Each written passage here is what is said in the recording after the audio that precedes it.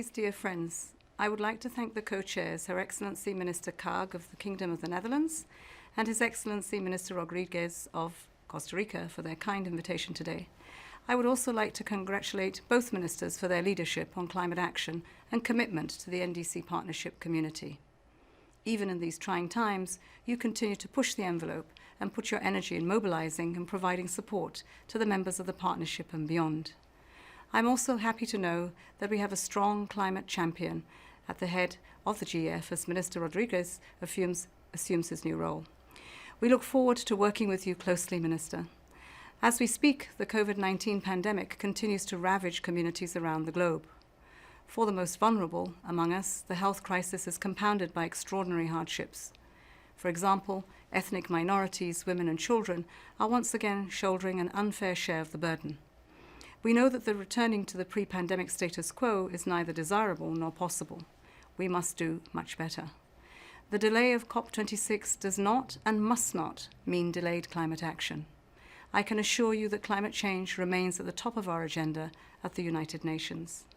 The COVID-19 pandemic has not changed our objective to accelerate the transition to a low carbon and resilient world, which limits global temperature rise to 1.5 degrees Celsius. But the pandemic has changed the way we will meet these objectives. Countries are taking measures now to rebuild their economies. How these investments are made will either take us towards a green, inclusive and resilient world or not. I would go further. These decisions will determine whether we meet our 1.5 degrees Celsius goal or not. To support countries align their economic recovery packages with the Paris Agreement on climate change, the Secretary-General has set out 6 climate-positive actions. You've seen all the calls from scientists, business and the financial community and our youth for a better recovery. Now we must deliver. NDCs are a great place to start. They should help mainstream climate action and the SDGs in all economic recovery packages. Countries need to come forward with quality-enhanced NDCs and long-term strategies. That means country-owned commitments with real emission reductions consistent with the 1.5 degrees limit. And it means a transition to a climate-resilient economy that leaves no one behind. The United Nations is supporting developing countries in this regard. For example, UNDP alone is assisting over 110 countries to enhance their climate ambition through their climate promise, which is aimed at NDC's long-term strategies. It is vital that all our efforts are well coordinated in order to meet the 2030 agenda and the goals of the Paris Agreement on climate change. Of course, international solidarity has never been more necessary. We must ramp up the mobilization of financial resources and support for developing countries. The debt crisis facing low and middle-income countries is unprecedented. Their policy and fiscal space is tighter than ever. Asking more from them now when they have even less resources is a non-starter.